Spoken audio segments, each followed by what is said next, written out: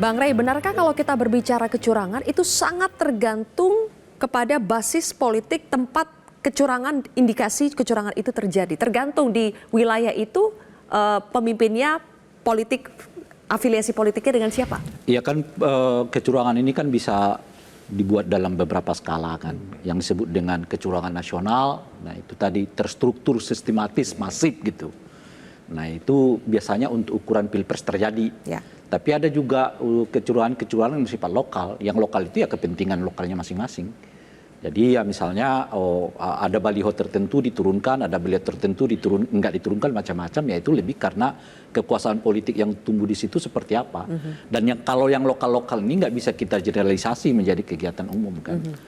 Nah tapi di atas itu semua ya kalau disebut apakah akan ada kecurangan, ya kalau nggak ada kecurangan kan nggak ada Bawaslu gitu. Nah sampai sekarang kita pertahankan Bawaslunya itu karena asumsi kita selalu pemilunya penuh dengan kecurangan. Inilah yang saya sebut mungkin ya, saya nggak tahu di negara lain. Di Indonesia itu pemilu dibuat dengan basis karena sama-sama nggak percaya gitu. KPU nggak dipercaya oleh partai, dibentuklah Bawaslu. Bawaslu nggak dipercaya oleh orang lain, dibentuklah DKPP. Kan muter-muter begitu aja tuh. Yeah. Jadi memang basis dari pemilu kita ini adalah basis ketidakpercayaan satu dengan yang lain. Nah oleh karena itu kalau ada narasi akan ada kecurangan macam-macam, itu narasi yang 5 tahunan terjadi, tapi menyiratkan juga sebetulnya karena kita nggak pernah tuntas menyelesaikan berbagai kecurangan itu. Di sini tanggung jawab besar Bawaslu sebetulnya. Tapi agak berbeda gak sih Bang Rey narasi 5 tahun yang lalu dengan yang sekarang? Kalau 5 tahun lalu narasinya itu lebih kepada bagaimana supaya tidak ada pembelahan politik identitas. Meskipun sampai sekarang masih ada tapi yang terdengar sekarang itu lebih kepada dinasti politik, kecurangan. Menariknya di 3 pemilu terakhir ini menurut saya isunya kita beda-beda. Beda-beda. Di 2014 isu kita itu kan soal politik identitas kan. Itu nyambung sampai ke Pilkada DKI Jakarta. Di 2019 ini istilah saya itu lebih dominan soal kekhawatiran orang penggunaan hoax yang begitu tinggi di dalam pemilu Pilpres 2019. Di 2024 ini narasi soal itu tadi politik identitas yang ramai diperbincangkan oleh orang. Identitas atau politik dinasti? Oh sorry, politik dinasti yang ramai diperbincangkan orang. Jadi boleh disebut memang tiap sekali pemilu kita menghadapi tantangan-tantangan tersendiri. Di 2014 itu ya alhamdulillah kita melewatinya. Politik identitas relatif nggak muncul di 2019 apalagi 2024 kan. Politik hoax kita udah lewati juga dan mudah-mudahan nggak terjadi di 2024. Tapi apakah ini efeknya akan bisa lebih gaduh dibandingkan dengan suasana di 2019 ketika isu yang muncul adalah kecurangan? Kalau dilihat dari komposisinya sih mungkin. Ini kan ada 3 ini kan. Dan 3-3-nya relatif tadi sebutkan cukup berimbang sebetulnya gitu. Nah oleh karena itulah memang harus ada penyelenggara yang betul-betul dipercaya. Jadi yang harus kita ingatkan itu bukan hanya sekedar bahwa mereka melakukan tupoksinya sesuai dengan aturan. Nggak cukup. Tapi badan ini sendiri harus dipercaya oleh publik. Sebab boleh jadi kerjaan mereka sesuai tupoksi, tapi kalau nggak ada kepercayaan terhadap penyelenggara itu, narasi-narasi seperti kami dicurangi itu akan benar-benar terjadi. Oleh karena itu, pesan saya satu, wahai Bawaslu, bekerjalah dari sekarang dengan cepat, cekatan, dan adil, supaya semua persoalan-persoalan yang dihadapi dengan kecurangan ini segera mungkin bisa ditekan. Gitu. Baik, Mbak Dahlia sebagai mantan komisioner KPU DKI ya, isu kecurangan saat ini merebak, kita masih bisa yakin tidak ya dengan KPU, Bawaslu Pusat hingga yang daerah, terutama yang daerah untuk bisa benar-benar tegas dan netral? Jadi di Bawaslu itu ada sebuah institusi penyelesaian perselisihan itu yang namanya Gakumdu. Di situ ada unsur kejaksaan dan kepolisian.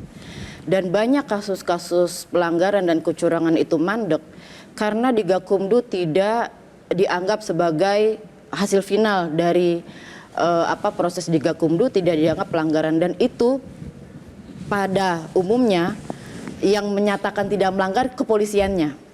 Kenapa saya nyatakan di sini kepolisian itu penting? Karena kepolisian juga menjadi bagian dari penyelesaian perselisihan di Bawaslu. Ketika ada 1 dari 3 unsur itu menyatakan tidak melanggar, maka kasus itu akan terhenti di situ. Jadi tidak hanya kuncinya di Bawaslu, dan banyak sekali kasus-kasus ketika saya masih mantau.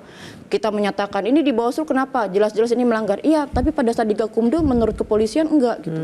Jadi kenapa kepolisian itu sangat penting netralitasnya karena dia juga menjadi bagian dari penyelesaian pelanggaran di Bawaslu melalui Gakumdu. Baik. Nah karena itulah kekhawatiran masyarakat ini khawatir bukannya play victim ya lain ya. Kekhawatiran itu wajar dan sebagai peserta kita kan nih sama-sama peserta nih sama sebenarnya rasa bahwa kekhawatiran untuk dicurangi itu ada dan itu sangat wajar.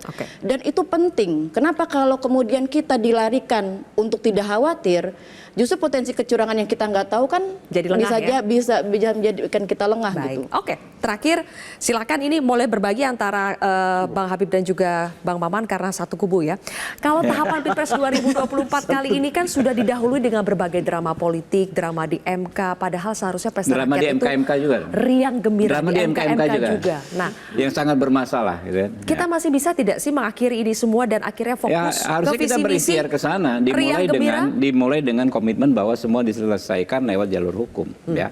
Dinamika disebut tadi oleh Mbak Dahlia ya di Gakumdu, ada polisi, ada kejaksaan, ada Bawaslu, itu hal yang biasa gitu kan ya. Dan memang kepolisian memiliki wewenang dan tupoksi untuk menganalisa ini memenuhi unsur pidana atau tidak gitu loh. Kalau memang tidak memenuhi unsur pidana, Bawaslu yang tidak mempunyai kewenangan menilai pemenuhan unsur pidana, ya nggak bisa memaksakan, gitu kan? Itu. Kemudian kita mengacu banyak perkara kok sudah dilaporkan. Saya punya long list, punya short list soal dugaan pelanggaran ini. Ada yang sudah diproses di Majalengka, dinyatakan bersalah, gitu kan? Nggak ada masalah. Tapi saya tidak mengatakan ini kecurangan sistematis, gitu. Ya kesalahan oknum per oknum, orang per orang nggak ada masalah. Ya silahkan saja. Tapi kan ditindaklanjuti dengan benar oleh institusi penyelesaiannya. Oke, baik. Kang Pipin sudah habis sebetulnya waktu ini, harusnya bagi dua tadi kan. Kang Pipin terakhir dari kubu Koalisi Perubahan. Kemarin 3 komitmen para capres itu sudah menyampaikan bahwa komitmen jurdil. Tetapi memang waktu yang akan menilai apakah komitmen itu ya hanya sekedar lip service atau panggung depan saja atau memang di belakang berstrategi untuk melakukan kecurangan. Nah, saya kira semua kita harus waspada dan harus publik di situ harus terlibat ya.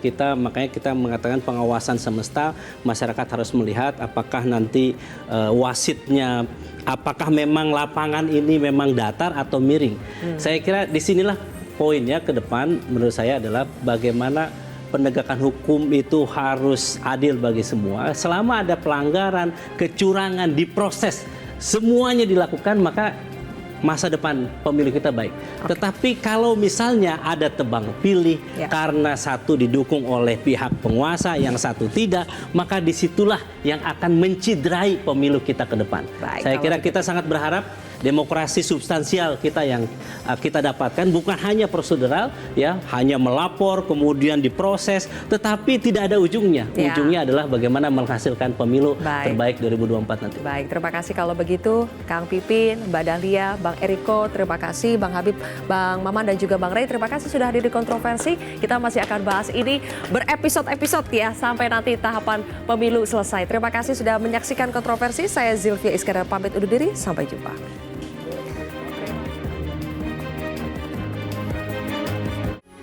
Metro TV. Jelajahi cara baru mendapatkan informasi. Download Metro TV Extend sekarang.